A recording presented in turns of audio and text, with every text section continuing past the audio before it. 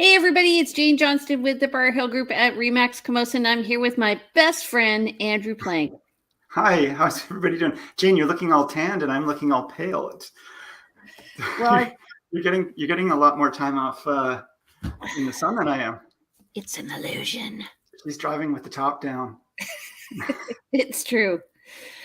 Everybody thinks I take a lot of holidays, but I drive with the top down. So, how was your week? Yeah, good week. And you? Good. I had a little post about property that I sold. So we had conditions, and the buyer was very inquisitive and had lots of questions, and we were able to answer everything satisfactorily. And so it's it feels like back to old days. Of time where you actually are asked to find out more information about the property, do a bunch of research, go back and forth with the seller and buyer, and then maybe eventually the buyer will make an offer, as opposed to, hey, there's a property, let's buy it. Well, they wrote an offer, and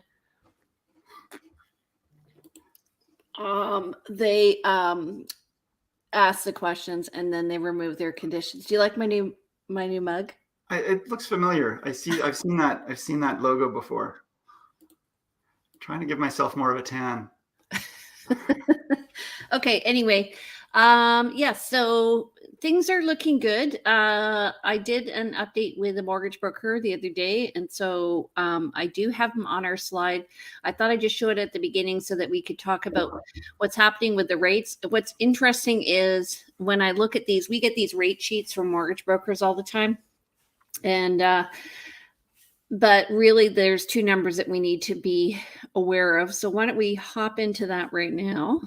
Shall we? Hey, are we doing last month's stats this week? Because we didn't do that. Yeah. We got that up? Good. Okay. Yeah.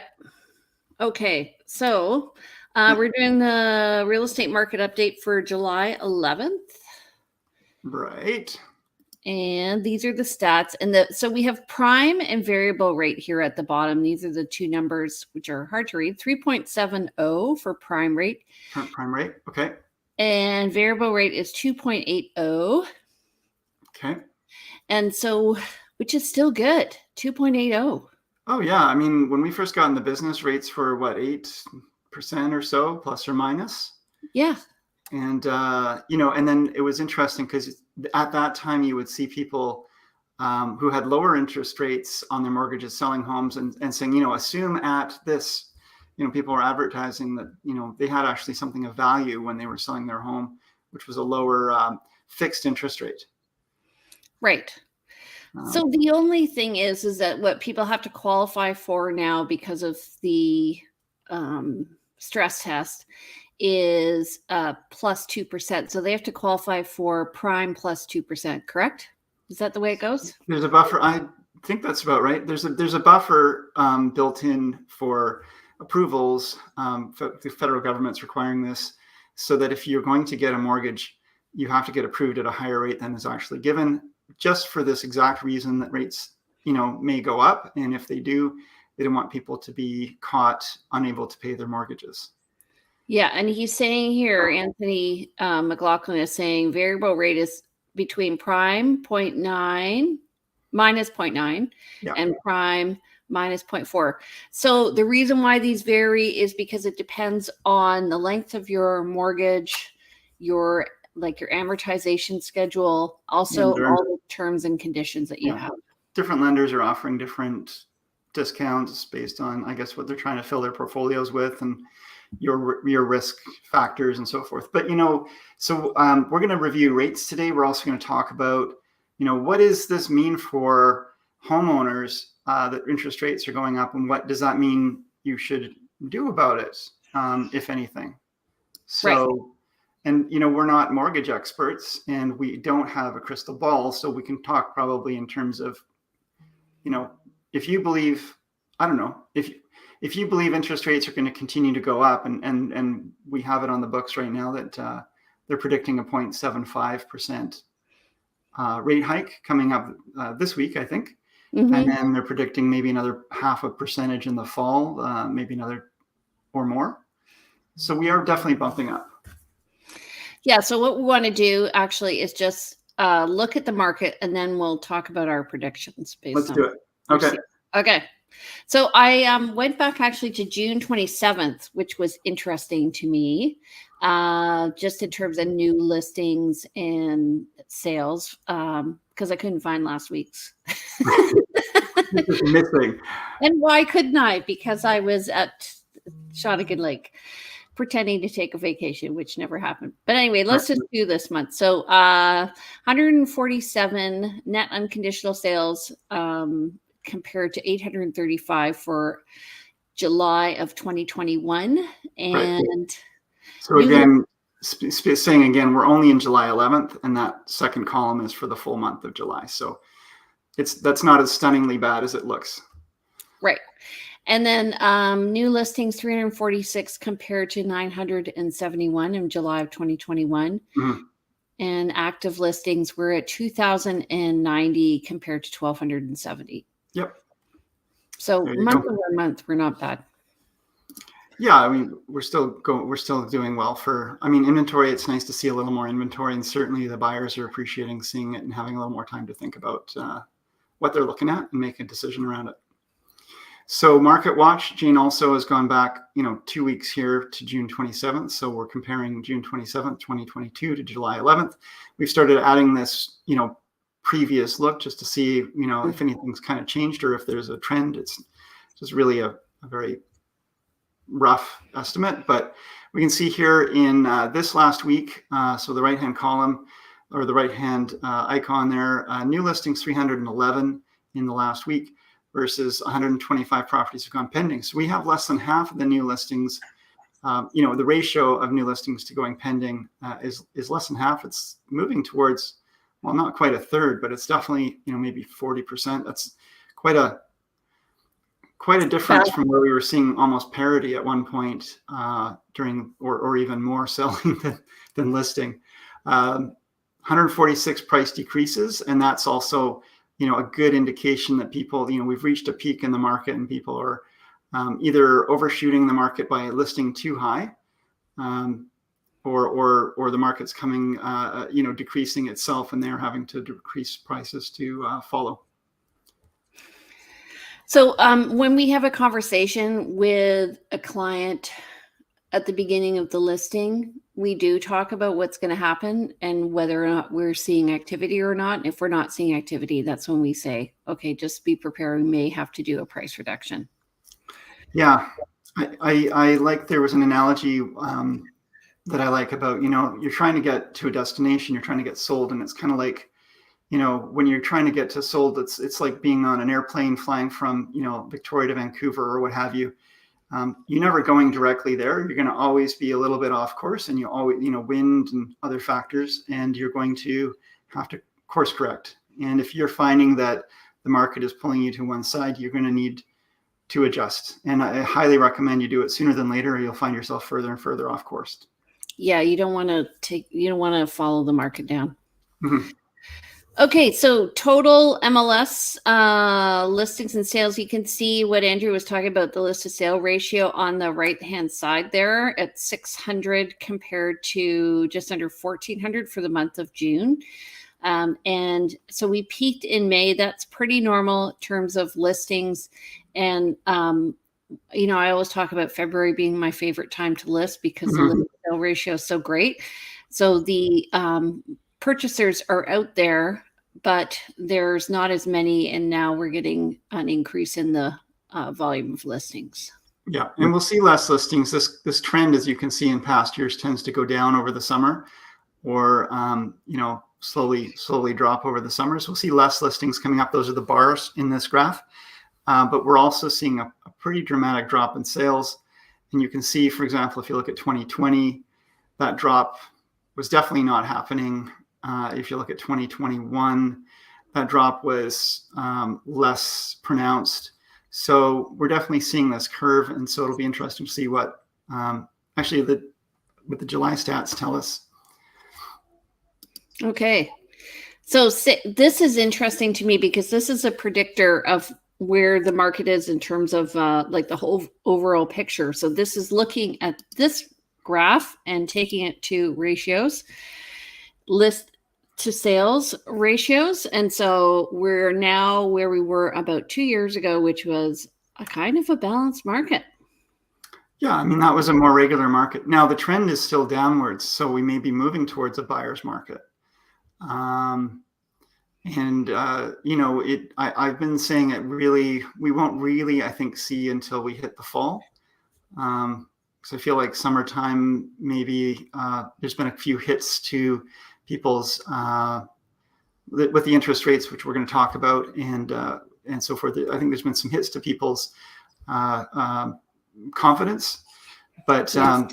I think we may find that there's still a lot of buyers out there who are waiting, and that buyer pool will build up if they do decide to wait a bit. And once they come back to the table, the banquet, they'll begin to feast again. Nice analogy. I don't know. Okay. So if you are looking at selling, we still have good interest rates.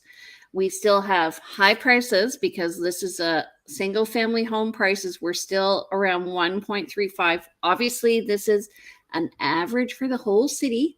So we have to look at what's happening in your area. Prices have come down, but they're still way over where they were last year and 2 years ago.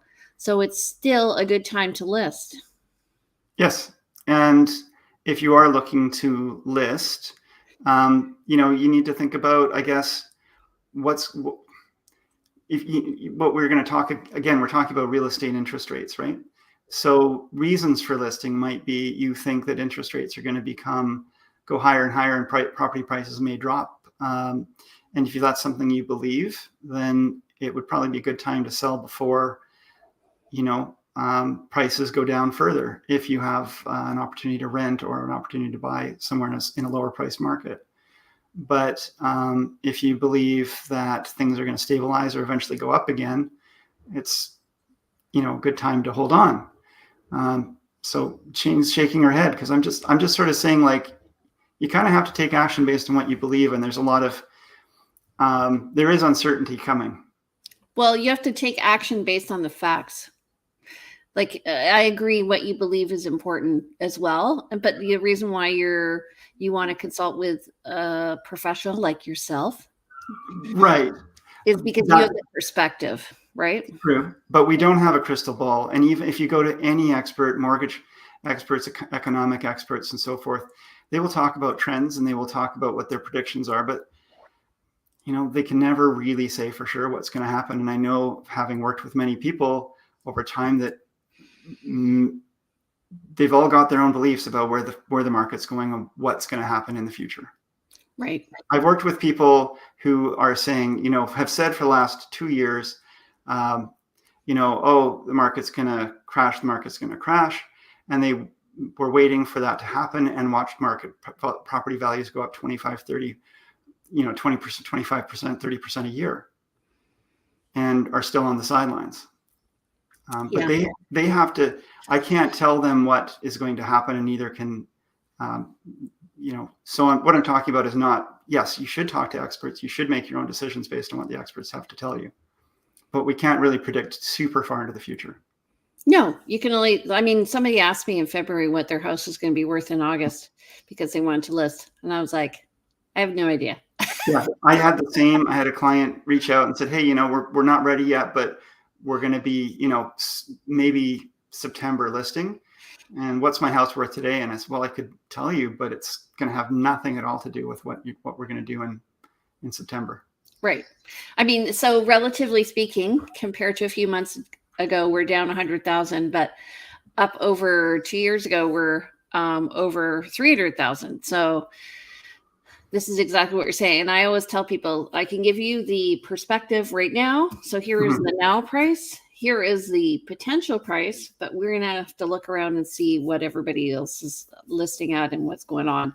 Right. And a great example, I'm going to be listing a place up in Sydney. It's a little townhome, and another one came on the market in that community. And so now we have a great comparable. I got an accepted offer quickly. Boom, Bob's your uncle. Now we know. Yeah. And I want to say too, when we look at these stats, and we're looking here at June 2022, and we can see last 2 months have been on a downward trend.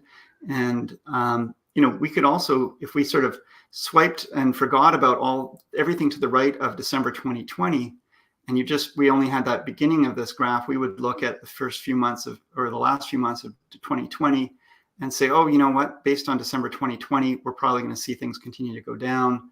And You look mean at that big jump up. 2021? No, I'm looking at December 2020. I'm saying if you only put your hand Oh, over I the see.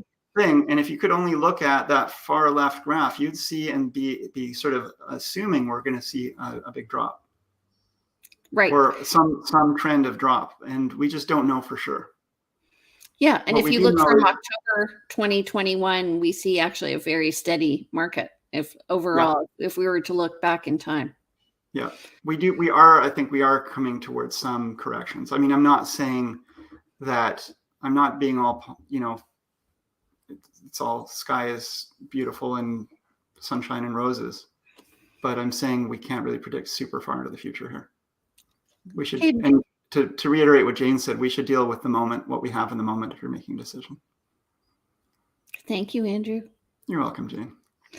Alrighty, so looking at the market for condos over the past 2 years, we see there's so many sales in condos. So we see a kind of a smoother line, I think, happening here, less variability. But year over year, we're up $100,000 compared to last year. And it looks like we're fairly steady. There is a slight downward trend, but I would say we're pretty well consistent about where we're going to go. All right. Row townhouses, as Andrew and I always say, there's varying qualities of row townhomes. So depends on what's on the market when, but we have seen, if we were to draw a line, we see, I think it's looking like it's steadying out. Yeah. As of if you wear glasses, the best way to look at this is to take them off and just make it blurry. You want to look at this line blurry because it's really granular. There's, as we've said many times, there's fewer townhouses, so the stats tend to skew every month. Okay. Yeah. So Andrew hates this graph. I really like it. We're going to look at the benchmark price for Greater Victoria. So single family homes. Let's do the core. So one benchmark price for June 2022 was 1,464. That compared to May, it's up. Compared to June 2021, it's up. And percentage change from last year is up 23.6%. So we just let's just do the first two blue columns and then the percentage change from last year. Okay. And so let's talk, I guess, apartment units. That's condos in the core. Benchmark price was $643,100. The benchmark price of last year in June was $495,900. That's a pretty significant jump, wouldn't you say? So that's a 29.7% increase in value year over year. Yep. And then row townhouses in the core, 919, that's up from 746 last year. And that's a 23.2% increase. And if we look at the right-hand column, we see all of these are up. The lowest is in the peninsula for condos, only up 20%. Wow. That's way better than the market. Yeah. And hey, folks, a lot of people, I guess, first-time buyers, and actually a lot of people don't understand the value of leveraging your money. If you put down $100,000 on a $500,000 condo and it went up 20% year over year, then it's worth $600,000 to this year. You've actually doubled your money in terms of your equity. You now have you've put down $100,000, but you've got, if you were to sell it, you'd have $200,000 in your pocket in a year. So that's not going up 20% in one sense, it's going up 100% in terms of your equity. Good point. Thank you. Yeah. Okay. So it looks like there's going to be an announcement on Wednesday. And so if we go up 0.75%, that's going to be affecting our fixed rates. Our variable rates may not change. We'll see. My prediction is that housing prices are going to come down a little bit more. Don't you mean the variable rates are going to go up and the fixed rates may? Fixed rates are based on bond rates. Bond rates, right? Sorry, Right. got it Yeah. backwards. So let's flip that around. If you're on variable, you're going to find your interest rates going up. Yeah, And we then, get a notification, and it'll happen in your next mortgage period, so next month. so what does that mean for us? I mean, I was looking at, there's just Google, interest rate rising. What does it mean for us? There's a whole bunch of articles out there, but what does it mean? Somebody with a $700,000 mortgage might be seeing at current, if it goes up by 0.75%, they might be paying an extra $236 a month, I think it was. So you're definitely going to see, some tightening of your belt, and especially if you're on the edge of affordability, edge of paying your bills, we're going to be going into some lean times. That, along with rising costs of gas and food and everything else, does mean that we should be really careful about our spending habits. But does it mean it's time, does it mean you should sell out? I guess you have to think about, I've seen many people sell and then have a hard time getting back into the market. Agreed. It's been like, I have a client who waited a decade to get in. She finally got in last year. We got her a half duplex, 3 houses from the ocean in Fairfield, and she was freaking out. Yeah. She was freaking out because it was the first time she was in debt. But you know what? She was actually paying way less money because she had been paying rent for 10 years. Right. So this little half duplex had a suite in it. So her monthly payments actually went down from almost $2,000 for her to $900 after the rental. That's amazing. Yeah. And well done. And, that's the thing with buying homes is, you don't always time it perfectly, but if you can buy a home for yourself, this isn't talking about investment properties, then it's really about lifestyle, and it's about consistency, and there's so many reasons to buy that are outside of the market fluctuations. Yeah, and you might want to talk to your realtor about why they own a home and what's the satisfaction they get from owning a home, right? Like for us, I know I've lived in a rental, we renovated a rental, and that's how we made our rent. We did the upgrades for the owner, and so he benefited when it all went down a few years later. And now, we're working on our own house. There's great satisfaction owning your own home. There is, yeah. Now, that being said, what are the reasons you might want, like reasons people sell in any market, divorce, job changes, estates, upsizing,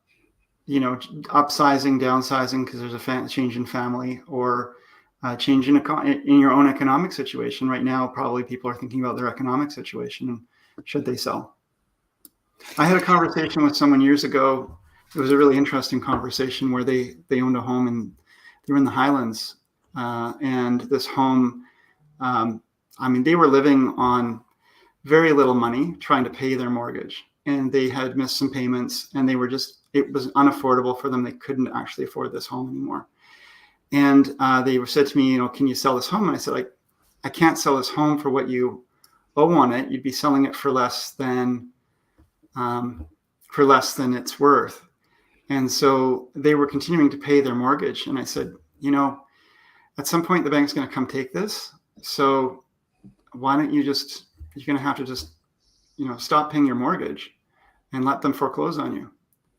And, start putting that money aside to moving. They actually ended up moving out of the city. Aw. Yeah. And it was really sad, but, they were talking about, their food budget and how they were essentially eating canned food every month. And that was all they were eating. And it just working so hard to keep this house, and looking at it and looking at the writing on the wall. It's just, there's nothing you can do to keep this. Yeah. So there's, and people, I'm all like, you want to keep your commitments and make your commitments, but if you can't make them, and you miss a couple of mortgage payments, they're going to eventually come after you and do a foreclosure on you. So if you know that's the case, then you should probably talk to a financial expert, but it might actually make more sense to walk away from the home. A lot of people, I don't recommend that, but I understand where you're coming from. I mean, it's extreme, right? A lot of people look at their equity in their house as a source of short-term money, which I think is a mistake. And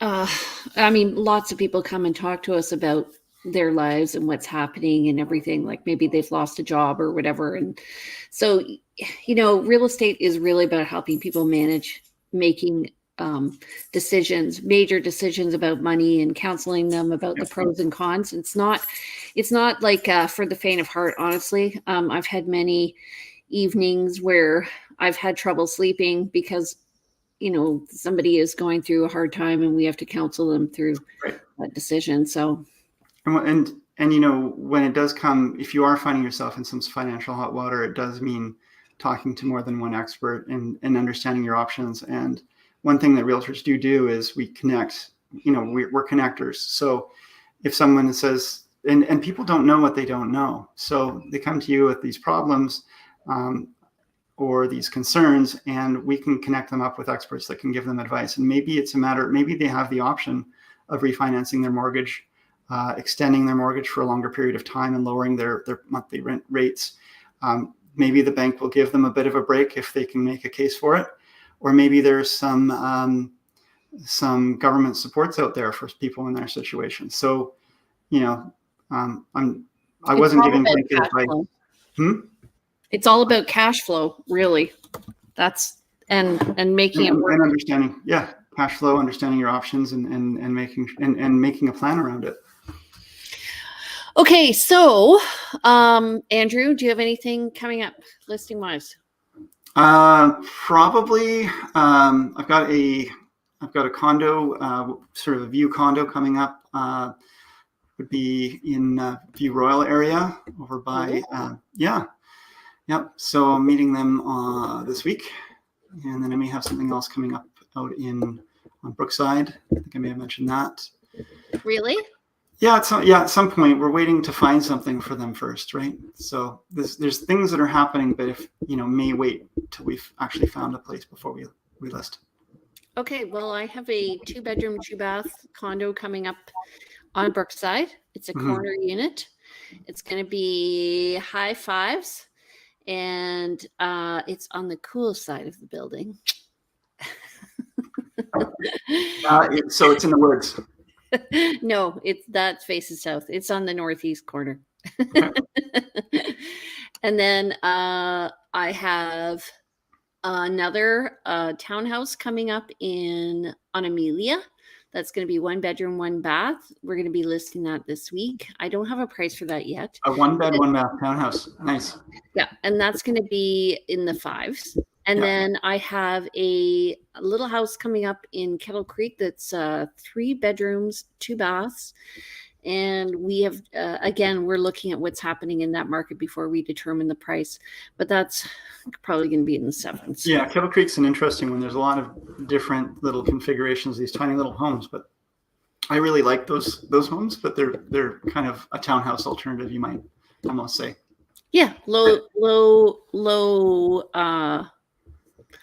impact living, I would say. Yeah, but you're right, and you're right near Langford Lake, and so it's a nice little area. Once you're committed to going out to the West Shore, I think it's a good option for some people. Yeah. Yeah, I've got some folks. I'm looking for a family home for some folks, for a family of 5, and they're looking for a starter home.